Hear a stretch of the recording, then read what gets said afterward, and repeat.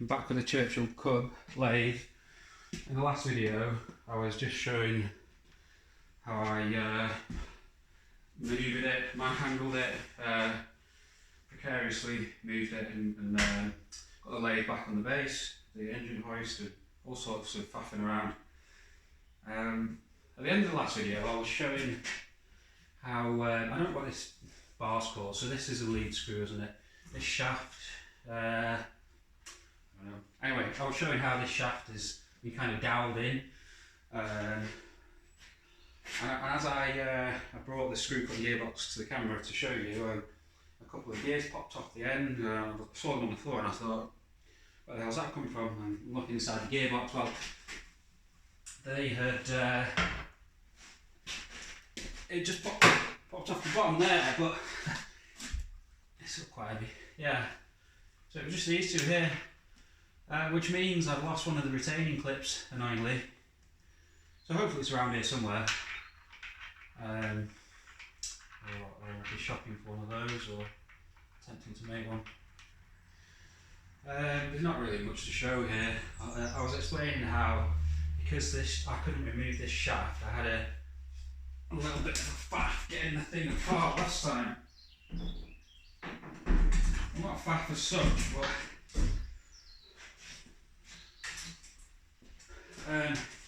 because it's in these like bronze bushings at the end here, and it's bolted to the front there, and there's also a pin here, so it's been 6 months. I can't quite remember what was involved. Being that this is from the 1950s, it's all imperial.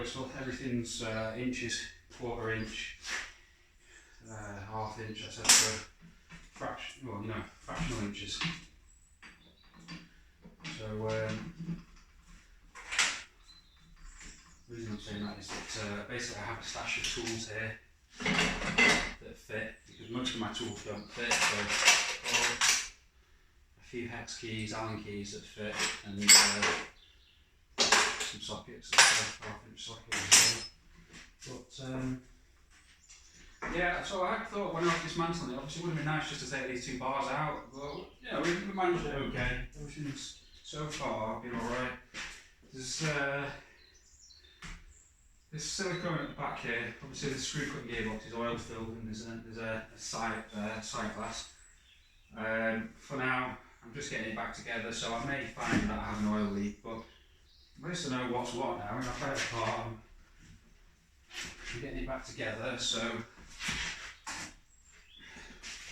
in future I'm going to kind of have a bit of an idea of how to maintain it, shall we say. So, the whole exercise has been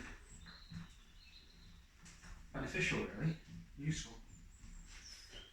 So I've bolted the machine to the table now. I did that before starting the camera.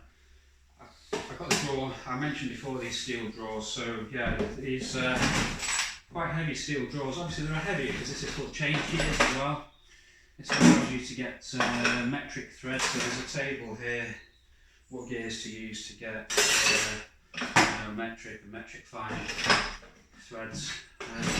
Obviously if you're making your own things, to attach to your own things, it just doesn't matter, does it? You just cut an imperial, keep it straightforward. And the other thing, when this is going to be driven off a VFD, it's been a while since I started with this project and I've had a big break, but it's a vector drive VFD, so it uses some kind of, it doesn't use sensors for feedback, closed loop, but it's able to sense or virtually sense something, I think based on like current draw or something like that. So it uses this vectoring thing that's better than traditional open loop VFD drives. Sorry, I'm waffling. Once all that's done, I won't need to change gears as often. That's what I'm getting at, because it'll have a lot of torque. The VFD can control the motor speed. I'm sure there'll be an ideal gear to lead this in for the most part, and then I'll use a digital control of the VFD.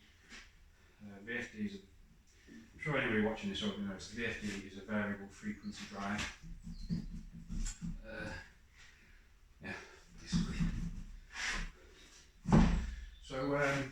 bolts into the table, found the drawer that had the bolts in it, and there's only 6, should be 8, so I put 4 here, got 2 here, and I looked it from the top.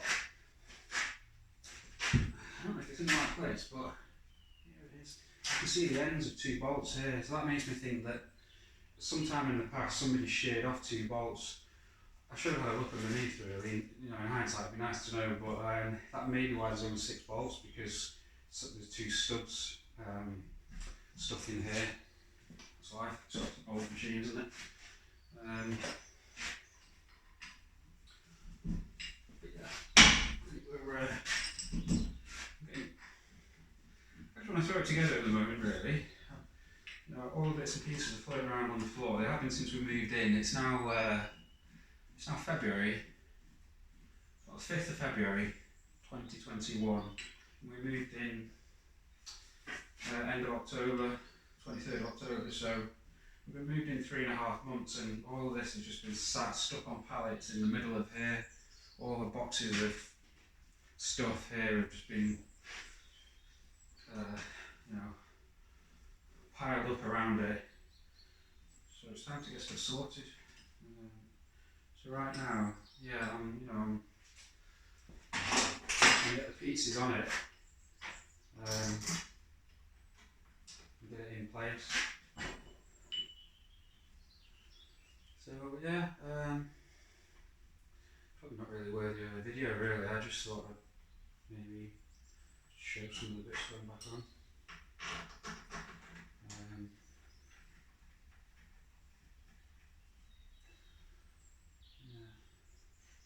Yeah, I'm missing 2 bolts here. What I will do, because I'm not actually sure that those studs are a problem, I suspect they are. They seem to be, just check, that seems to be in line with the hole in the table. I can see the back of the stud here. That's probably not good. But what I'll probably do is, obviously I'll have a look from in there, be filming with my phone, or use a snake cam thingy-majiggy, or I'll just get a bolt of the right size, imperial, so I don't have any lying around, but I'll get a bolt and just see if I can thread it in. But yeah, I think the fact that I've got 6 bolts and 2 studs sticking out the back here means that really, isn't it? Put a bolt here at the bottom, a spore here. It's really easy to get to. 1, this is in the way, so it's not the end of the world, but it's going to be a bit fatty. Obviously I can't get in that way. I'll probably come back to this one, it's just going to be slow. This is all slack now, it's not doing anything.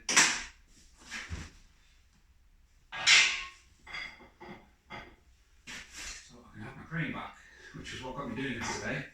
I wanted the crane, or hoist, whatever, to try and yank some heavy stones out of the garden. So that's good. I'm going to leave that like that for now. I mean, this all sat on here scratching it up. Yeah, so I'm missing one of these retaining spring clip things off the back. That's annoying.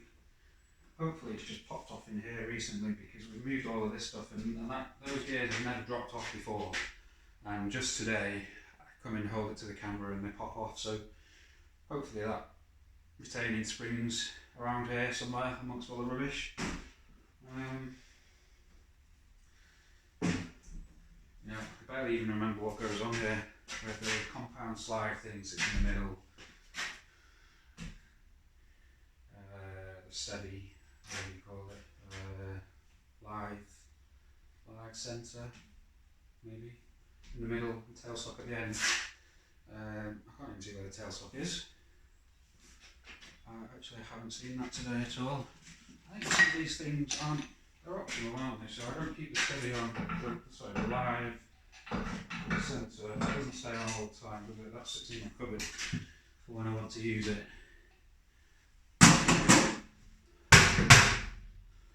I should treat it more nicely than that. This machine's got the taper taper cutting attachment thing, and that's here somewhere. That goes on, does something, gets in the way mostly, has a big bar. I think the bar's missing a bronze bushing because it's flops around in a hole in there. I had that removed all the time anyway because it stuck out to here, and I had a workbench. I'm not sure there's really. I'm not going to assemble the whole thing in this video. I wasn't planning to. I actually don't know how to. It would be a boring video watching me try and figure it all out. There.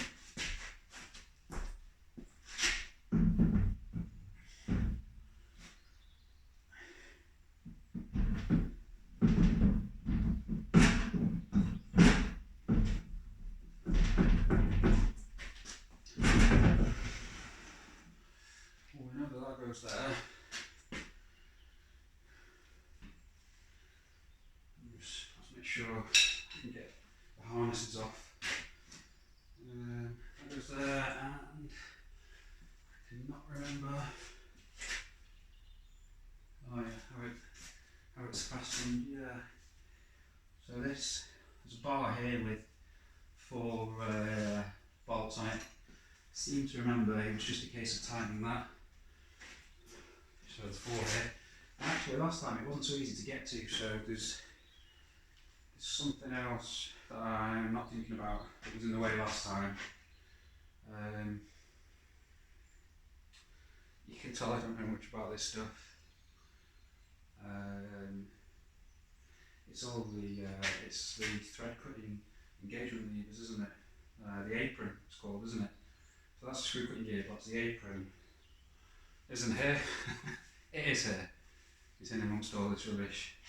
Yeah, so last time the apron was on and I was struggling to get to these bolts to loosen this, to get the compound slide off. Everything's here. Obviously there's covers that go around the back here. They're all here. Barely get to anything.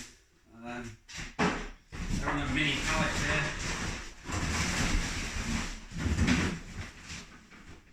Yeah, okay.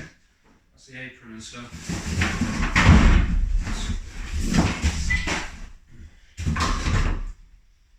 Tell you what. Just open this garage door.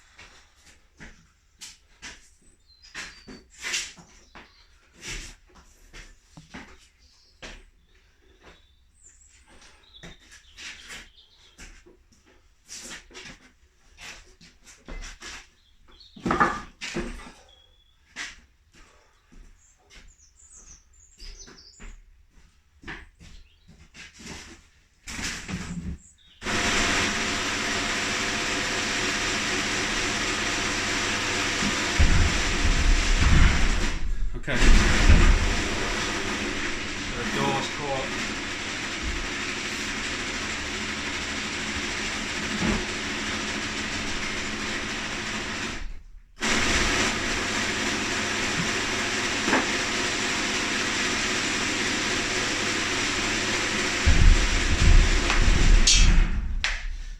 I don't know if that's in view actually, let me have a look. Yeah, so yeah, with all that stuff to go yet.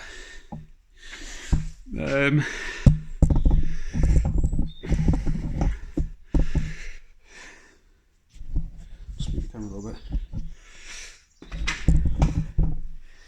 As I said, this wasn't intended to be a full assembly video.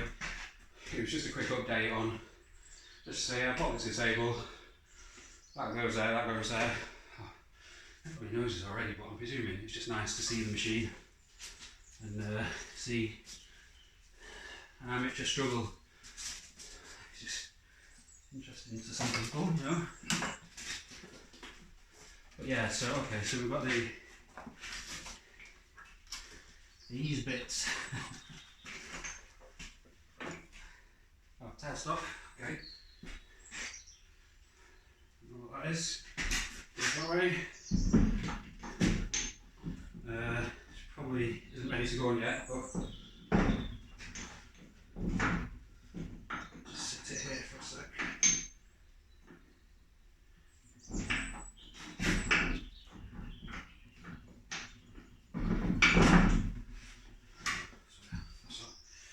These are the covers. You can't see any of this, can you? Sorry. This is the apron then. So yeah, this was a faff actually, and I'm definitely not going to get this on the video because I had to sort of try and get it in and under. I have got the manual for this, by the way. I paid this £30, Tony Lathe, lovely quality print. I've got that. And it just showed the exploded diagram and stuff, but I'm just not very good at taking those sorts of things in. But yeah, so the apron, you see, engages into the lead screw, and this straight set of teeth here, and that made it difficult to tighten the compound. I'm just trying to think now. What's the deal with that? You need to be able to move the compound up and down, so surely it's not those bolts there.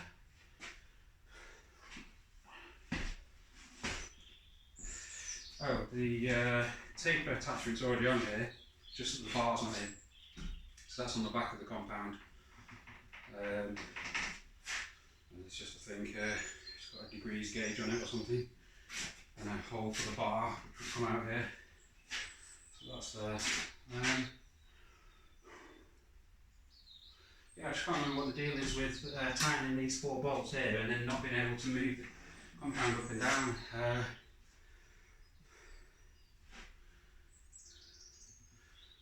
I'm sure I'll figure that out. Yeah, so the apron goes on next. It's got oil lines in it. The oil pump's not connected on this machine though. I'm not intending to connect it, not for now anyway. Brass gear there with pretty interesting looking wear marks on the teeth. Not sure if that's visible, but quite worn on this side here.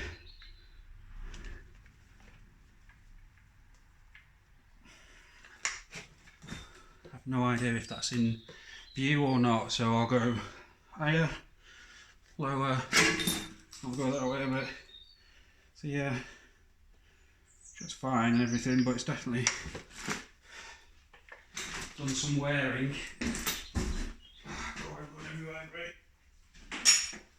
And something's just popped out. I think it's probably wise for me to just stop the video there before I lose things everywhere. Yeah, definitely. I've got a worm gear in the bottom here and a bearing just sat loose in there. They don't look like they've come from any of these parts, but they've come from something somewhere and they just dropped in the bottom. And this, I guess it's part of the lever mechanisms or something. That I just dropped that, and I'm well aware that just before that something else did drop that I didn't. You probably heard, and I didn't say anything about. Yeah, I did hear that, and I'll be looking for that. But yeah, just looking in here, I'll bring the camera over. It's just going to get very wobbly now, and I'll turn the camera's light on. Okay, I'll show you. There we go. See down there? There's the try and get it to focus. If you hear a thudding noise, it's me tapping the screen to ask the camera to focus on a certain part. There it is. So clearly that's not good. So we've got washers and whatever you call the washer that has the ball bearings in it. It's like it's a race of kinds, isn't it? Got one of them in there. Oh, I can see what it's off. God knows I'm going to sort it. There's a hole. Alright, now I remember. Okay, it's starting to make sense. This shaft goes through the apron. Come on, focus. Come on. Yeah, okay. This shaft goes through the apron, obviously, and that's how it's engaging all these gears. And it's keyed. Can I get it? I'll just turn it so you. Okay, I've got to turn this ring. I'll tell you what, let me pull these gears off here. Okay, alright. So, as you can see, it's keyed. It's got a groove all along it. So that's clearly keyed for this worm gear here. And obviously the worm gear, these races probably go against the casing here. Is that in view? Yeah, probably go against the hole in there.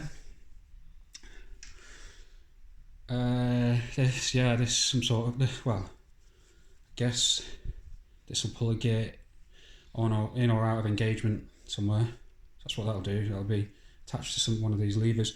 So I've got something to fix there. I'm going to have to sort this gear. Well, it's not gearbox, but yeah, it's a set of gears. So I'm going to have to sort this out before I do any more. As you can see, I'm learning as I go. It's all good fun. At least I've not put it back together and not noticed that. That's something. I'm obviously going to have to see what dropped on the floor before something pinged. Before this one pinged, which obviously I picked up. Yeah, I suppose the next job is to do this properly. So yeah, that's what I'm up to. Probably have to leave it a week or so now because I've got to spend time with the missus, do other things. So yeah, that's the latest on the Churchill Cub. Thanks.